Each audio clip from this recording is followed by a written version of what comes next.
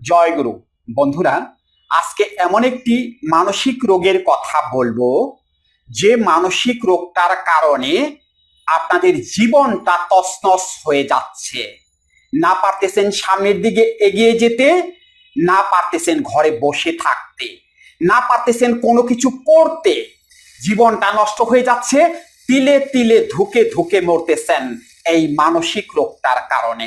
সবচেয়ে দুঃখের বিষয় হলো এইটাই, এই সমস্যায় যারা আছেন বা এই মানসিক রোগটা যাদের আছে তারা নিজেরা বুঝতে পারতেছেন না যে এটা যে একটা মানসিক রোগ, এটা যে একটা মানসিক সমস্যা, এটা বুঝতে পারতেছেন না, যার কারণে সঠিক সমাধানটাও করতে পারতেছেন না।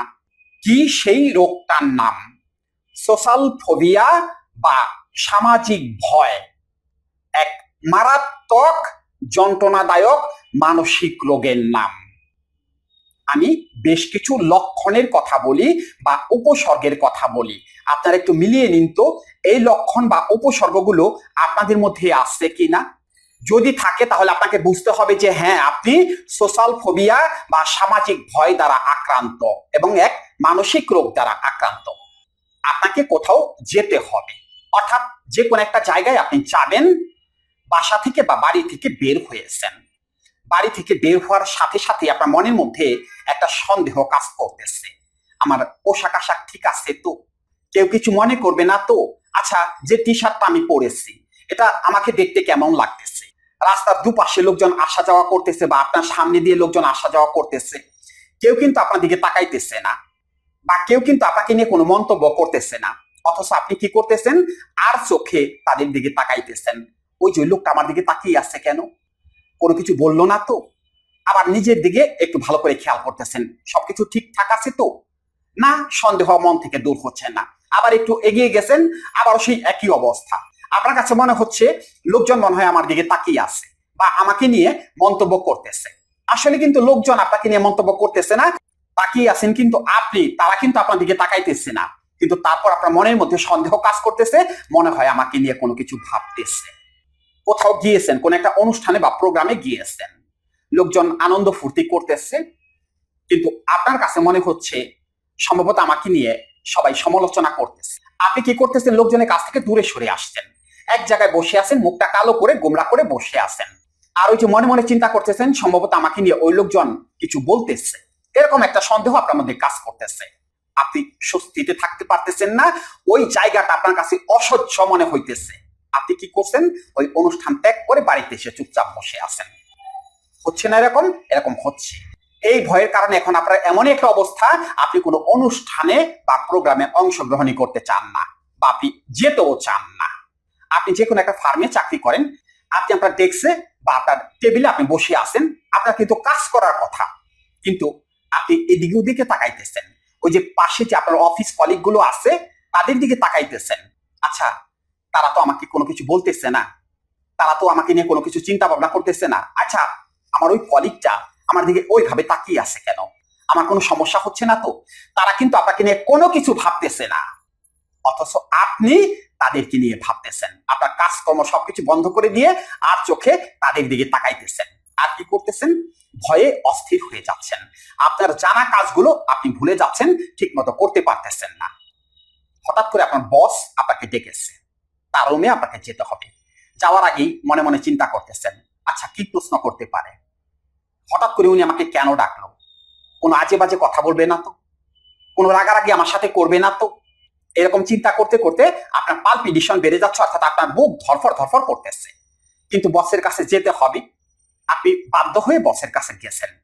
যাওয়ার পরে দেখা গেল আপনি যে জিনিসগুলো নিয়ে চিন্তা করছেন তার কোনো কিছুই না। বস আপনাকে নর্মাল একটা বিষয়ের জন্য ডেকেছে এবং আপনার সাথে সুন্দর হেসে কথা বলতেছে। বুঝতে পারতেছেন তো কি মানসিক রোগ দ্বারা আপনি আক্রান্ত। আপনি কোনো বন্ধু বান্ধবের সাথে মিশতে পারতেছেন না, আপনি মনে মনে ভাবতেছেন আমাকে মনে হয় ওরা পছন্দ করে না, বা আমার এই জিনিসটা বা এই কাজটা মনে হয় ওরা পছন্দ করে না, অথচ তারা কিন্তু কোনো কিছু জানেই না। কিন্তু আপনি মনে মনে এই নেগেটিভ চিন্তাগুলো করতেছেন, অথচ আপনার বন্ধুরা কিন্তু জানেই না এই বিষয়টা। আপনি নিজেই তাদের কাছ থেকে দূরে সরে আসতেছেন।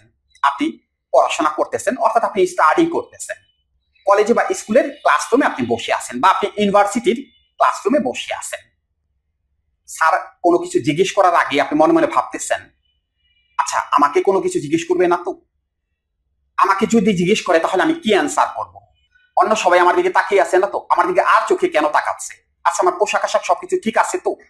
অর্থাৎ এইরকম চিন্তা করতে করতে আপনি ক্লাসরুমে গুটিয়ে চুপ মেরে বসে আছেন মাথাটা নিচু করে, আর আপনার পালপিটেশন বেড়ে যাচ্ছে, অর্থাৎ আপনার বুক ধরফর ধরফর করে কাঁপতেছে। অথচ কেউ আপনাকে কোনো কিছু বলেনি, আপনার টিচারও দেখা গেল ক্লাসের সময় শেষ হয়ে গেছে, অথচ আপনাকে কোনো কিছু জিজ্ঞেসই করেনি, কিন্তু আপনি তার আগেই এরকম নেতিবাচক চিন্তাগুলো একা একা করতেছেন। আপনার বাড়িতে বা আপনার বাসায় কোনো গেস্ট আসবে, বা আপনার কোনো খুব নিকটের আত্মীয় স্বজন আসবে, দেখা গেল ওই দিনটা আপনার কাছে সবচেয়ে অসহ্য এবং যন্ত্রণাদায়ক হয়ে উঠল। তারা আসছে, আপনি চুপচাপ এক জায়গায় বসে আছেন, তাদের সামনে আপনি যাচ্ছেন না, তাদের সাথে যে সৌজন্যতা বোধ দেখাতে হবে সেটুকু আপনি করতেছেন না। আর আপনি মনে মনে ভাবতেছেন, আচ্ছা এরা আসছে, আমাকে দেখে কোনো কিছু ভাববে না তো? আচ্ছা যদি আমাকে একটা কথা বলে ফেলে, বা তাদের সামনে গিয়ে আমি কি বলবো? আচ্ছা উনি আমার দিকে এমন ভাবে তাকিয়ে থাকে কেন?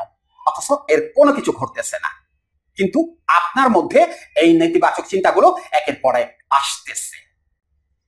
কোন একটা অনুষ্ঠানে পারফর্ম করতে হবে, কবিতা আবৃত্তি, সঙ্গীত অনুষ্ঠান, বা আপনাকে এক জায়গায় বক্তব্য রাখতে হবে, আপনি বক্তব্য দেবেন, আপনি একটা সংগঠনের সাথে জড়িত, সেখানে আপনাকে বেশ কিছু কথা বলতে হবে কিছু লোকের সামনে বা দর্শক সারির সামনে, বাস আপনার পাইকে। 2 দিন পরে সেই অনুষ্ঠান, আপনি 2 দিন আগে থেকেই মনে মনে ভাবতেছেন, আচ্ছা ওখানে গিয়ে আমি কি বলবো? লোকজন আমার দিকে যদি তাকিয়ে থাকে, লোকজন যদি উল্টাপাল্টা একটা কথা বলে, আচ্ছা আমি যদি ওই সময় কোনো কিছু বলতেই না পারি। এরকম চিন্তা করতে করতে আপনার পালপিটেশন বেড়ে যাচ্ছে, ঘুম হচ্ছে না, আপনি ঘুমাইতে পারতেছেন না, অথচ অনুষ্ঠান 2 দিন পরে, এর মধ্যে আপনার সবকিছু বন্ধ হয়ে গেছে। আর অতিরিক্ত প্রিপারেশন নিতে গিয়ে দেখা গেল আপনি স্টেজে উঠে কোনো কথাই বলতে পারতেছেন না, আপনার মুখ দিয়ে কোনো কথাই বের হচ্ছে না, তুতলিয়ে কথা আসতেছে বা কথা মুখে আটকে যাচ্ছে। হচ্ছে না এরকম? এরকম হচ্ছে। আরো অনেক লক্ষণ আছে যেগুলো বললে ভিডিও বড় হয়ে যাবে। এখন কথা হলো, এই যে আপনি একা একা ভাবেন, কেউ আপনাকে নিয়ে কোনো কিছু ভাবে না, তারপর যে আপনি একা একা ভাবেন আপনি কেমন মানুষ, আপনার চেহারা খারাপ কিনা, আপনার অমুক খারাপ তমুক খারাপ, কেউ আপনাকে কোনো কিছু বলতেছে না, তারপর আপনি নিজে নিজে এই চিন্তাগুলো করতেছেন। কেন করেন? সমস্যাটা কেন হলো? এটা হলো মনের দুর্বলতা থেকে, অর্থাৎ আপনার আত্মবিশ্বাস কমে গেছে, আত্মবিশ্বাস জিরোতে নেমে আসছে, আপনার নিজের প্রতি কোনো আস্থা নেই। আর এইরকম চিন্তাগুলো যখন আসতেছিল একের পর এক, তখন আপনার অবস্থাটা এমন হয়ে গেছে এখন আপনি বাহিরে যেতেই চান না, বাহিরে গেলে পরেই আপনার ভয় ভয় লাগে। সমস্যাটা কি একদিনে তৈরি হয়েছে, নাকি এর পেছনে আলাদা কিছু কারণ আছে? কাদের এই সমস্যাগুলো হয় বা হয়ে থাকে?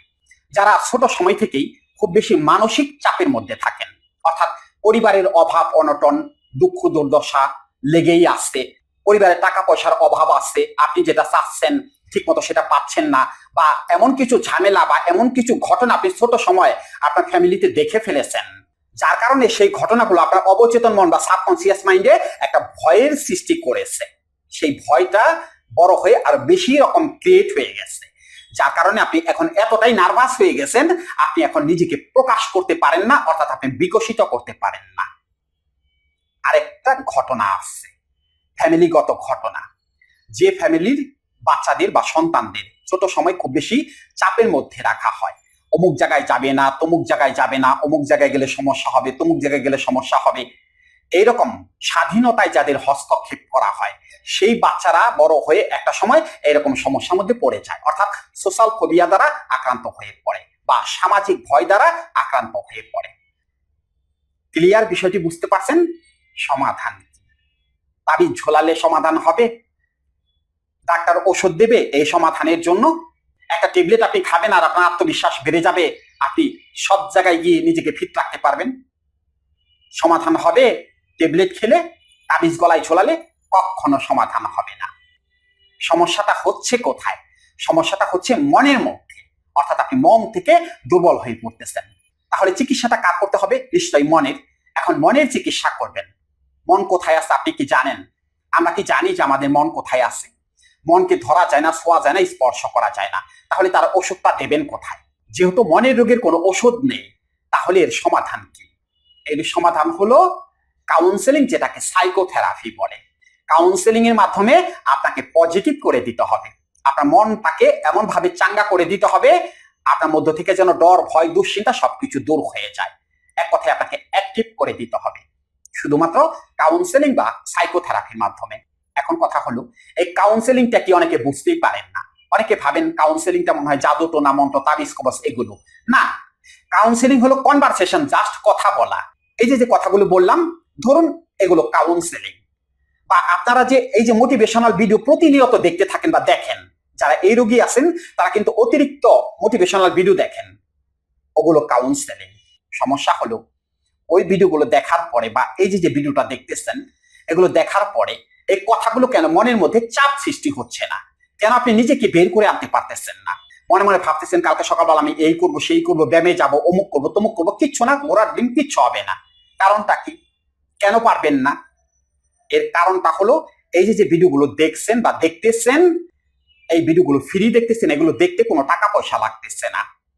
আর কাউন্সেলিং যখন করবেন তখন তো টাকা দিয়ে কাউন্সেলিং করতে হবে, কাউন্সেলিং তো ফ্রি করানো হবে না।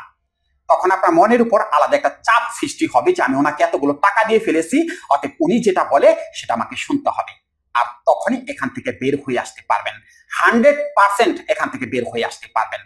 সেই কাউন্সেলিং আমরা কিভাবে করিয়ে থাকি? আমাদের কাউন্সেলিং কোর্সটি হয় অনলাইন কাউন্সেলিং কোর্স।